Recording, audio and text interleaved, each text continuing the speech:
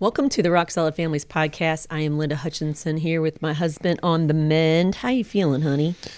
I'm getting better. Getting better? I had to do an emergency doctor visit today. Your knee has been really grouchy lately.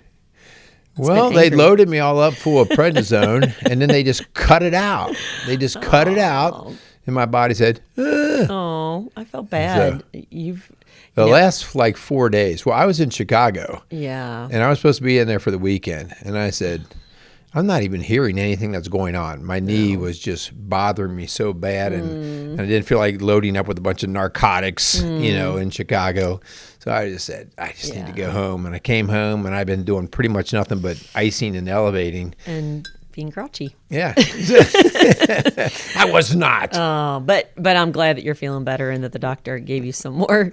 What is that, a steroid? Is that what it is? Yeah, it's just a steroid. For inflammation and stuff. So anyway, Merle had his knee replaced a couple weeks ago, and he's kind of ahead of schedule, but he's kind of pushing it a little further than my maybe. doctor said, you keep doing what you're doing. We just got to get your body to adapt so that it can handle it. Yeah. And we'll do that artificially with some steroids. So that has really nothing to do with what we're talking about. What are we talking tonight, about? How did I get put on this? I know. So we are in the middle of our series, Ask Us Anything, and this kind of is a question that wasn't submitted. It actually was one I overheard a few weeks ago, and I just wanted to address it with our audience because, hon, it's a question we get from parents all the time, and I thought this series would be a good one to address it. And it's about phones and what rights our kids have and what responsibilities we have as parents. So before we dig in, though, I think we better thank our sponsors. Yeah, let's do that. So we want to thank Rock Solid Families wants to thank, let me get this out, the steroids are kicking in all over. I want to thank Casey's Outdoor Solutions, Maxwell Construction, and the Hoosier Ice House. So thanks to our sponsors for coming alongside of us and supporting the messaging that we are putting out. Yeah. So the question that was overheard was really, are my mom and dad allowed to snoop through my phone? And, this would be a great... This is a stupid question. Actually, this was a great time to maybe include your teen or preteen in on this. Not that they watch the Rock Solid I'm sorry, I Families just said podcast. this is a stupid question. But, the little backstory... Again, it wasn't submitted. It was actually a question I overheard. And I was at our local pool. And you were eavesdropping. I honestly, I was just laying out. She's the old lady that sits over. I am. Acts like she's reading a magazine. No. I probably looked like I was asleep, but I was laying out. And, the kids were in the pool. And these three little preteen girls were sitting right next to us. Now listen, be careful. And they were talking and playing with their phones, and they were sending stuff back and forth. And they were wrapping their towels. They'd just come in from the pool, and they were wrapping their towels around them, drying off, and they were looking through pictures and texts with each other. Stop. I just see you doing this. No. And I heard one of the girls tell her friends, don't send me that because my mom will see it. And the other preterm girl friend asked her, is your mom and dad allowed to snoop through your phone like that? And the third girl chimed in, and she's like, my parents do it too. It's so annoying. Just like that, by the way, with that tone. You heard it, yeah. And then the other girl pushed back, and she was like, they're not allowed to do that. I mean, it was just so classic. It's against the law, she said. And then she's like, maybe we should call the cops on them. And to that, did she say that? She did. That's funny. But again, I think there was tongue in cheek, but with that, all the girls just busted out laughing, and then they put their phones down and they went back in the pool. And so, I'm not really even sure why the conversation surprised me because, like I said, it is one we hear from the student side and the parent side, even in our own home, all the time. Yeah. And so the question is, do we as parents have the right to look through our child's phone? Is it right lawfully, and is it a responsibility that we have? And so we really want to talk about that. Well, can I stop? Sure. Because you weren't there, though. I wasn't. I wasn't sunbathing. I'm laughing because I think it's silly, right? Because I think I know the answers to these things. But what I'm actually afraid of is that there are enough people in the way of our world is actually putting us to a place that these girls would even bring this question up. Yeah. And there are enough people that are within the legal power struggle or strength areas to say, oh, maybe you kids do have this. Yeah. And which is such a sad thing. Yeah. Because there's such a responsibility of the parents to have the authority to continue to raise these kids to a certain age. And hey, we kind of say in our house, listen, if you're 18 and you want to move out and you want to do this and that and the other, knock yourself out. But under our roof, we at least get to that time. Yeah. And so it really is kind of a little scary that you're right. It's sad that we even have to have this conversation. Yeah. But I mean, again, I think it was tongue in cheek and they were kind of younger, but you give those kids a couple more years and they're threatening to sue you. They're threatening, to leave the house or whatever. And so I think there's some things that we have to really think about as parents as we unpack this question. And so do you have the right to look through your child's phone? And I want you to answer these questions first off before we start. One, do you own the phone? Right. Did you buy it? Do you pay the bill? Are you asking out of the parent or are you asking out of the kid? I'm asking that as a parent. Does a parent own the phone? Yes. Right. Does your child live in your home?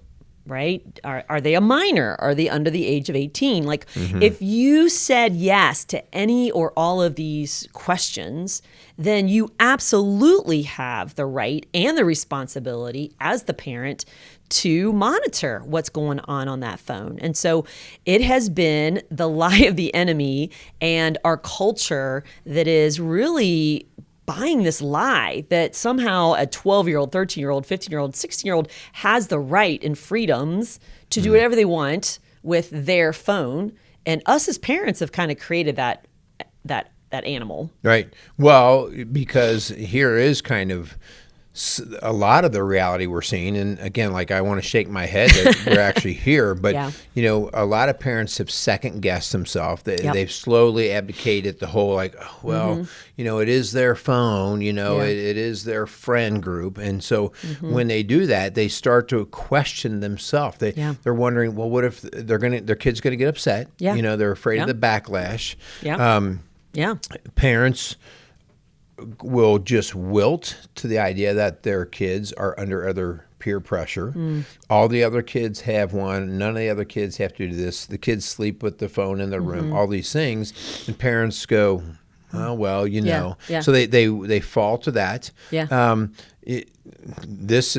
Seems silly. We're getting old as parents now too. We are. But the idea that some parents, I'll say typically your younger parents, there's a cool factor that they want to maintain. Your mom and dad are so cool. Yeah, they're cool. Yeah, they're so lame. I party with my parents, or we go out and have fun. And so some of those parents sort of equate the authority level across the board with the kids and them, right? Yeah. And then there's just this whole ignorance with kids and even parents of what the authority figure looks like and what the parent's role is. Yeah. Like, the idea that we're questioning this is like an ignorance. And the parent doesn't want to be the only one, because it makes you feel like you don't have the money or you don't get with the times. And so there is this peer pressure even for parents, not just with kids, and this expectation that we've kind of allowed kids just to kind of push on us that you owe this to me. Yeah. Right? So, yeah. Jordan Peterson has a show out this past week. And it talks about, right offhand, I can't, maybe I can put the link to the show on, but he has a cybersecurity specialist on. And part of this guy's deal is that he is trying to see how, I'll just say, the criminals are trying to spy and lure in everything from young kids to, and really the young kids and the old people. Yeah. Right? Yeah. We scam the old people and we try to do bad things with the young kids. Right? Yeah. And so what his company does is they look for high frequency of this happening, and then they set up, I'll just say, dummies. Yeah. Dummies, right? They'll set up all these fictional characters to see if they can put honey in the pot to start attracting the bees, okay? And here, the statement that he made that stuck in my mind is that if our government knew the number of criminals, I'll just say illegal operators, that were actually taking place and doing their job. If they were real people out on our streets, our National Guard could not cover the amount of security that we would need across this country. We'd have to have National Guard on every street. He's Our kids are so vulnerable. Right. And he's talking about, I'm just telling you, I don't want to freak you all out, but I'm just telling you, and it's not because it's in the United States. It's borderless. Exactly. It's borderless. Yeah. This has nothing to do with the United States. It's completely borderless. So whatever your population was of America, what are we, 345 million or something like that? Well, now we're looking at 8.5 billion, right? Yeah. Those are all the possible characters who could be knocking on your kid's door. Oh, yeah. And we have an old student who is now into cybersecurity. Actually, not cybersecurity. She's in internet policing. Yeah. And she is working on, that same kind of stuff for our area, and just what's coming in and who's involved with child pornography, or just the things that are just, anyway, there's such a level of ignorance for us as parents to think that, we just kind of throw our hands up like, I can't do anything about it. Like, right. Everybody's doing it, and, I'm sick of policing it. And so, man, I just want to say, Mom and Dad, we need you. And so we're going to give you a step-by-step guide to leading as parents in this digital world. And again, we don't have all the answers, but it is so important that you take this conversation seriously and this question and really wrestle with it like, okay, what is my role? Because this is such an important topic that we can't just ignore and put our head in the sand. Yeah. Well, let's start with number one. Yeah. So you can write these down. These are just little bullet points. And so Yeah. you can say, I just want to write this down so that I remember as I go to create our own little plan or opportunity to do better here. Yeah. Okay. And one of them is be real clear about what kind of digital devices that you are actually operating and owning and having in your home. And that is not as easy as you think. There are so many different devices now that have either Bluetooth, Wi-Fi, some sort of capability. So this means pretty much any TV that's been bought in the last 10 years probably has some ability to do some sort of computer thing with the internet. And so these are our iPads, even some of our music stuff. We've had kids that they lose their phone and they start to circumvent the things through burner phones or iPods and stuff like that. So gaming systems, even our Google systems. Nest that I use just for pictures and stuff, well, they can get full reign to the internet. And when the Google Nest came in, I was like, well, we just blew that one. Yeah. And because it opens the door. So here's the point. Like, it's not a matter of should I throw them out, which maybe sometimes we should. But the idea here is first take inventory of everything that you have in your house. Just say, oh, gosh, do we have way more than I thought. Or no, we've limited it pretty well. Yeah. I was blown away when the Xbox turned into an online, where you could access people from all over the world and have the kids game and talk to each other. I'm like, I thought my kid was safe just playing a video game in the basement. They're not that safe anymore. And then after that, as parents, you've got to get on the same page concerning the level of access and freedom your child should have on each of those devices. And even if you're divorced or your kids live in two different homes, it is so important. And we do this when we do our Families Rock, which, by the way, is every fourth Saturday of the month. We deal with parents who are co-parenting, and we say to them, please, I know that you divorced and you're not living together anymore, but find common ground when it comes to technology. Because, man, and discuss it in private before you really set the reset button publicly. Things to specifically unify on, right?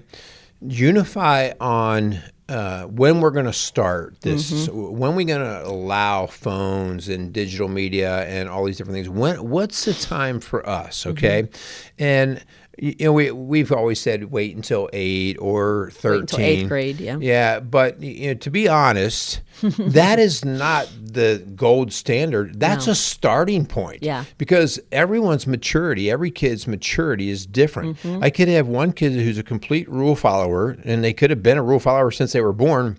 And I could actually probably give them something more than the kid who's maybe 16 years old, and he's just doesn't have the moral compass and maturity to make wise decisions. And so what we're saying is, between the two of you, look at your kids and say, in our home, we feel like, and with our kids, this is the age that we're going to start to open the door to these types of things. And you need to come to that agreement. Yeah.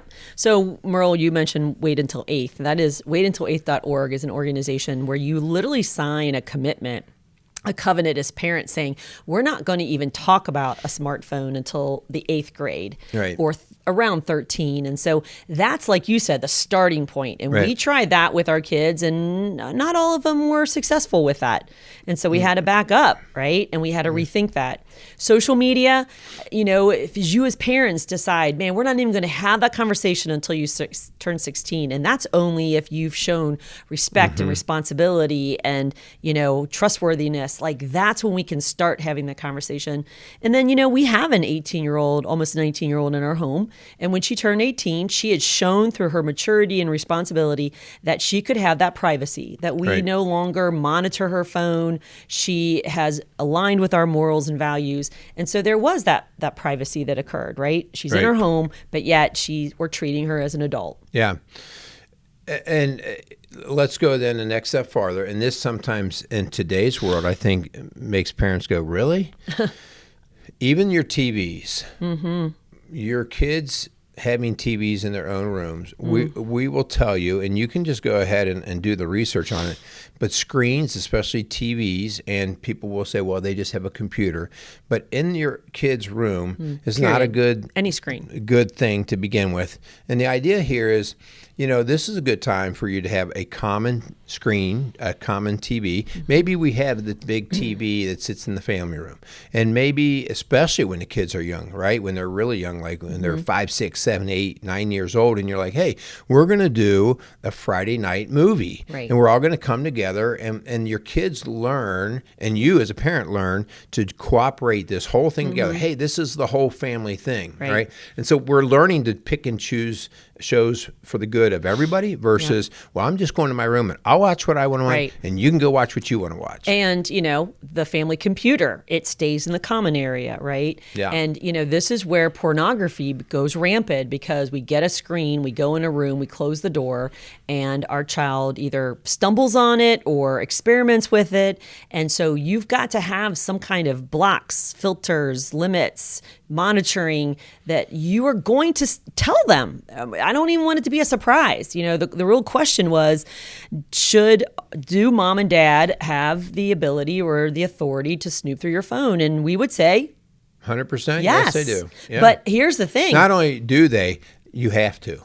But I don't even want it to be a secret. Right. Like, we're saying that it's important that your children understand who owns the device and who has the authority over the device. Make it common knowledge. Don't make it a secret. Don't make it a surprise, because then they can decide risk versus reward, right? Yep. Like, I'm going to take a chance, and then I'm going to get busted, and then I'll know. And so they can kind of decide, just like those girls did. That one girl said, don't send me that because my mom will see it. Right.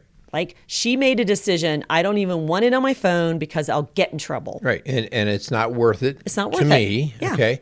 Hun, I think even more on that line, the idea of, if you can get ahead of the game, if you and your spouse or the other parent of the children, if you can get this plan together when the kids are young, you will save so many headaches. If your kids are 6, 7, 8, 9 years old, and you're already saying, hey, well, in our house, when you're 15 or you're 13 or you're 18, like whatever you say, that will be sort of the language that the kids hear, and they'll hear that all the way through. Like, well, this is just how we roll. Yeah. Where we run into problems is we've let the cat out of the bag, the cow out of the barn, and we've seen, oh man, this is getting a little messy here. Yep. And so now we're trying to reel this thing in, and we're questioning ourselves. Our kids are questioning us, and so do yourself a favor. If you have the advantage of having younger kids, set the plan up now and go with it. Okay, set it up. Yeah, we set the vision, we set the values, and we communicate that clearly. We did that same thing with our daughter in dating. When she came in our home, our youngest three are through the foster care system. When she came in our home at age 10, she already had little boy crushes and stuff. And we started to communicate right then. Well, when you're 16, we'll start talking about it. Right. So she knew that that was an expectation and that was a limit in her home, a boundary. And so she really didn't fight it too much until she got that really sweet guy that was sweet on her when she was 15 and a half. And so she kind of snuck it in the last month or two that they were going together. But again, they didn't go on a date until she was 16. And so she valued our rules. Right. Well, she's always been a risk reward. Exactly. I don't want in. But again, not every kid is at that level. No. But that's your job as a parent to assess where your kid is in that risk assessment. Yeah. I also think, Hun, that it's important. Yes, the parent does have the authority to look at the phones or the digital media. But here's where we see parents run short all the time. They say, I have the authority to do this. I can do this. And they throw these authoritarian, empty threats. And what we really are saying is, state this once, state it early, but enforce it. Follow through. If every time your kid does violate something that you thought was important and you lay down as a rule, and you just listen, I'm telling you, you do that again, you do that again. A million again. times. You've released your authority, and your kid knows it's not as authoritative as you are trying to tell me, Mom. Yeah. Right? Yeah. And so what we're saying with that is, just enforce it. Yeah. Just mean what you say, and the sooner you do that, they'll know. Ooh, they mean action. So, for instance, let's say that you think your 13-year-old, the 8th grader, is ready for a smartphone, okay? And you let them know, hey, this is a privilege. It's not a right, it's a privilege, and this is our phone. And so if we're going to regularly check. We need your password. We're going to be monitoring. If we see anything inappropriate, let's say sexting or pornography, just to let you know, you will lose that right, okay, for a month or whatever. Or maybe you're going to lose a smartphone altogether. Maybe you're going to get traded in for a Gab phone or something like that. Let it be known ahead of time that that's the consequence. Remember, risk versus reward. Okay, is it worth the risk? And so, and that means you need to know their passwords and check it regularly so that they understand that you are going to be monitoring. Yeah. There's all kinds of different programs out there, and you and I maybe differ a little bit on this, because what we actually find, and this is kind of funny, but it's not surprising at all, more moms install programs and monitor them than dads, okay? Maybe because dads are like, I'm just not going to bog myself down with that or whatever. We want to be careful. We want to have the basic amount of tools that we need. And remember, we see this all the time. Everybody wants new laws, new laws, new laws. If we just enforce the laws we have, we probably will be just fine. And so the idea here, you don't need 10,000 different platforms to monitor your kid, all right? You just need a few basics. But you enforce them. You enforce them. And so, there's the idea of, what is it? Protect Young Protect Eyes Young has different Eyes, resources. and wait until 8th grade. And Yeah. there's all these things. So, you can do your research. You figure it out. But it's not about the latest and greatest program. Yeah. It really isn't. It's about just some of the enforcement that you're going to have. And some basic things. For instance, have the devices sleep in your room. Yeah. Please start this early, so it's not really an expectation that they get to sleep with it. I cannot tell you how many parents have used that as an excuse. Oh, well, they need it as an alarm, or they like to listen to music, or, and so you've created this really bad habit that just comes back to bite you in the butt. And another one is establish screen-free zones and times, whether it be at the dining room table, whether it be in the car. You establish it as parents, what the expectations are. And, it's just the reality of where we're at today. We all think that we should just look at our phone and look at a screen anywhere we are at any time. And we're guilty, as parents. Well, you and I go round and round about this. Yeah. It's like, we have to enforce this stuff, and we have to say, if we're expecting this behavior out of our kids, we have to watch what we're modeling. And, it's very easy to fall into your own phone addictions, your own screen addictions. And next thing you know, like, you have your lies, we call them excuses for why you have to be there. And at the end of the day, your kid doesn't hear your excuse. They see your action. They see you in the car scrolling, even though you say, this should not be a place you do this, and it's like, you lose all of your credibility. And so you have to commit as a family to say, this is what we do. All right. And you got to realize, you as a parent, you're probably in the addiction yourself. Yeah. Communicate that as a family. We've mentioned this book before, but it's a good one in the area of digital parenting. And this book is called The Anxious Generation. And the main premise in the book is that we have over-parented when it comes to children's freedoms and allowing them to take risks, whether it be go play down the street or, run to the store for you or whatever. But then we've under-parented when it comes to the digital world and what we have exposed our kids to at such a young age. And so we as parents have created this anxious generation of kids and young adults who are afraid to do things on their own, take risks, get a license, get a job, move out, get married.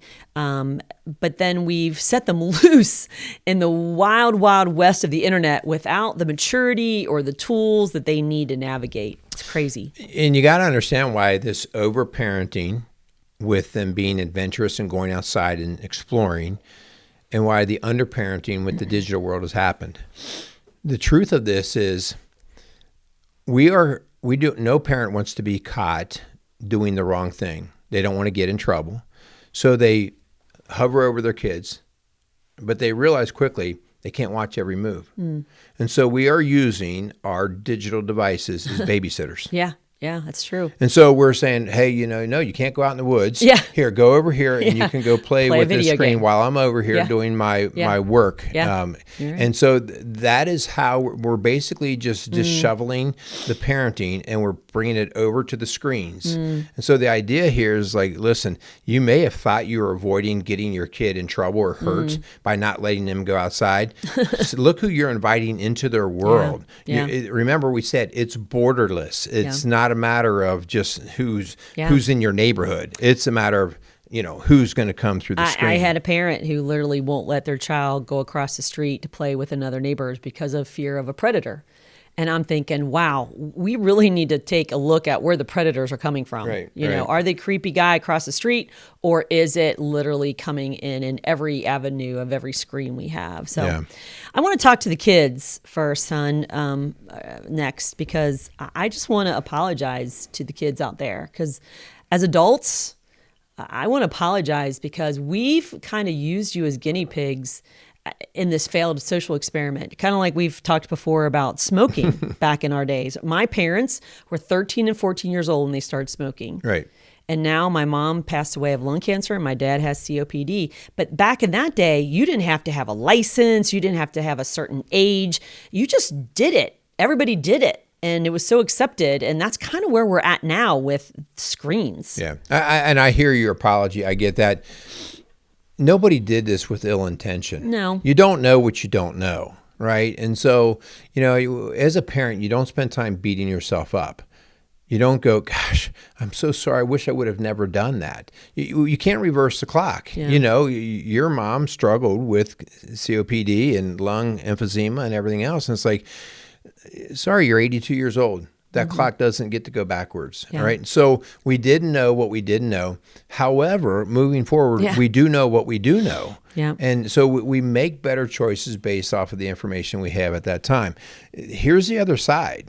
Your kids are going to make mistakes with their kids. There's going to be the new latest and greatest, and they're going to be, oh no, this all the kids doing, it's cool, our kids do it, and then all of a sudden, 15 years later, they're going to be like, oh, that was probably not a good thing. Whether it's tattooing of some type, whether it's piercing, whether it's I don't know, eating some kind of food. Yeah. So this is nothing new. Yeah. What we're saying is now you got an opportunity to learn. The date is in. And now let's make some different decisions. Yeah. So I'm asking mom and dad for you not to cower down in fear or the desire to be your child's friend. I'm asking parents to step up and be the parent that God has called you to be. We need you. We need you, and our kids need you. You know, this addictive device that we have a hard time putting down. You know, we've thrown our kids to the wolves of social media and the World Wide Web, and where they want to be hooked and used to sell things and make money. And, you know, the YouTube influencers and the TikTok stars and the Snapchat streaks and the Instagram comparisons, it's all too much.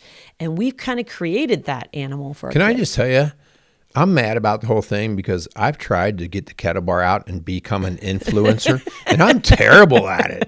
That's why I'm just jealous of all these young kids. Like millions of followers. Within 2 months, they got 1 million followers, and I'm like, oh my gosh, like I can't even get 3 followers. And again, you know, there's an excitement to it. There's a major dopamine hit that these kids are getting. So I'm not going to sit there and blame them, no. you know, but I have to understand that there's a lot of crazy responsibility involved in this. So going back to the story I started with at the top of the show, you know, when I was like overhearing these preteen girls, I wasn't creeping on them. I was literally just sitting there. You were snooping. You know, so many things ran through my mind in that short exchange I overheard. And one of them was, I'm so thankful that there were parents. I sure wish this lady would leave the pool deck. I'm so thankful that there were parents out there who are still willing to step up and be a parent, regardless if their kids like it or not. And I think we're seeing more and more parents kind of wake up, like you said. Yeah, we definitely and are. realize that their children are a part of this failed experiment, and it's causing them to be anxious, depressed, and downright mean sometimes. Our kids are irritable, and it's because they have become, like you said, these dopamine hits, and they want more, more, more, more. And when you take it away, it's like a nuclear meltdown, whether their phone got lost or got broken, or God forbid, they got it taken away. That should be your sign, that your red flag, that something's up. Yeah, there's no doubt. It's I guess, and as we kind of close things out, you know, I'll go back to the whole the unification of the parents that are involved. And one of the things that seems to happen so often, married couples, and even more so with divorced, is it becomes a leverage point. It becomes a manipulation point. It becomes well, you know, if I can get dad on my side, and so the whole thing just gets really messy. If you really want to just ahead of everything, get on the same page. And even I always say, like, sometimes you might even have a stupid rule, but if you as the parents, both of you have the stupid rule, it'll be common language in the house, right? It makes it so much easier to carry out. Well, and I was thankful that there were 2 girls that felt like they weren't alone, you know, like, oh, me too, it's so annoying, you know, but they had a friend that they could commiserate together and feel like I'm not the only one. Right. And so as a parent, surround yourself with other parents who have like-mindedness, who are having the same morals and values and expectations for their kids, and that they're letting go slow. And that really is helpful when you have a community that kind of believes the same thing. I think I'll just tip our hat too that we're starting to see states that are adopting some heavy-duty changes and principles of, well, you know what, we're not going to allow phones in our classrooms, or there's going to be phone-free zones. And so these are things that, you know, you are starting to get some influence on as parents, whether you attend board meetings or at the state level. So, you know, you have some opportunity for some change. And I really do contend that by the time our kids are raising their kids, they're really not even going to have this level of conversation about the phones like we are. I'm sure there's going to be totally different Something ones, else, but this one will be like, oh no, like everybody just knows that this is the right etiquette for phones. You know, another thing I was thankful for were those kids that put those phones down and went back in the water, you know, and just stayed kids. And our kids would have jumped in with the phone. They've done that before. Actually, our niece did that just the other night. Jumped in the pool. But, you know, unfortunately, our kids are missing out on so much fun things. There's so much learning and growing, so much fun and connecting with others. All of that's being traded in for a stupid screen. And so as a mom and a dad, encourage those kids to unplug, take those screens away and say, go outside. My mom used to say, blow the stink off, and I know that there's retreats and different camps where they don't let phones, and man, the kids have a blast because it's like they feel free again. Well, hon, as you're talking there, even though I didn't feel very good this past weekend, I was up in Chicago at a training. It was a physical training for my personal training work that I do. Throughout that whole thing, you hear guys talking, you hear people talking about, obesity, but just the loss of muscle tone and the inability for kids to pass physical screeners. Isn't that crazy? And we're talking about kids who should be ready to go into the military, ready to go and play their sports. We always say, here you are. I am doing everything I can to get my body repaired for my final years, and they're doing everything they can to destroy their body. And I'm like, oh, you don't want to do that. Like, don't do that to your body right now because you're going to be really sorry. You'll need two knees. So it just really is a shame. Like, now's the time when you get your kid out there. Let them be active. Let them grow that body because you're only going to get one opportunity. Let them take risks. Let them climb trees. Let them play on the monkey bars. Let them ride their bikes. Let them scoot. Let them take risks. So let's stop over-parenting on the risk-taking freedom side, and let's start doing a better job of parenting on the digital side. Right. So my parents have the right to snoop through my phone, but just don't make it a secret. So as we close today, we want to thank our sponsors again. We want to thank Casey's Outdoor Solutions and Maxwell Construction and the Hoosier Ice House for sponsoring the Rock Solid Families podcast and really what we do at Rock Solid Families. And if you're not familiar with this nonprofit, this faith-based nonprofit that does coaching for individuals and couples and families, we're located in the greater Cincinnati area. We work with people all the time, whether it be in our office or Zoom. We would love to connect with you. We would love for you to subscribe to our show. So we would love just to find a way If you're not familiar with us, get out your phone and go to rocksolidfamilies.org. Right? Yep. Yeah. It's a digital world. We're not getting away from this, right? We've come to function with it, but it is a great opportunity for us to start to harness the power and direct it in a better way. Yeah. All right. So again, we want to thank you guys. Thanks again for listening to Rock Solid Families podcast, building a stronger community, one family at a time. Make it a great day. Those kids hate you. That lady's listening to us. She's listening. They didn't know. They didn't know.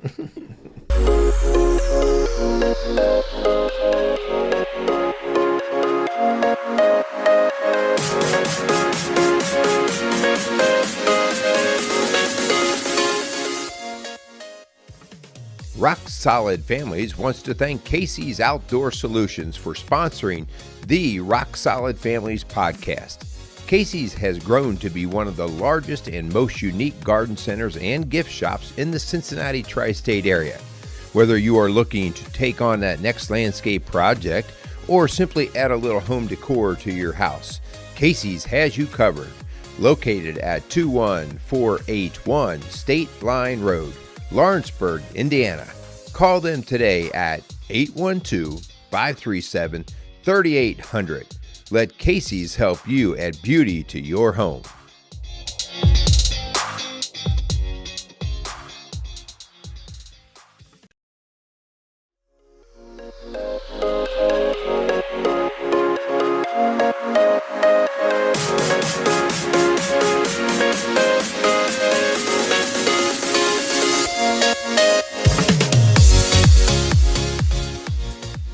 Rock Solid Families wants to thank Maxwell Construction for sponsoring the Rock Solid Families podcast.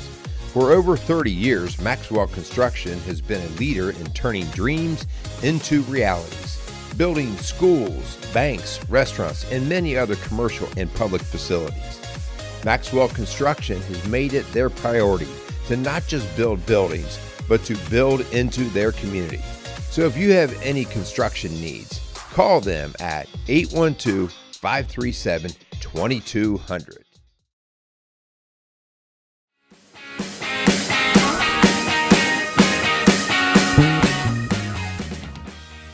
Rock Solid Families would like to thank Hoosier Ice House for being a proud sponsor of the Rock Solid Families podcast. In the heart of historic Lawrenceburg, Indiana, the Ice House is at the corner of Vine and High Streets. The historic building evokes a feeling of comfort with spacious indoor and outdoor dining, a large bar, and comfortable dining areas. Large enough to host parties, yet intimate enough to feel like your favorite neighborhood restaurant. So thank you again for the Hoosier Ice House for sponsoring the Rock Solid Families podcast.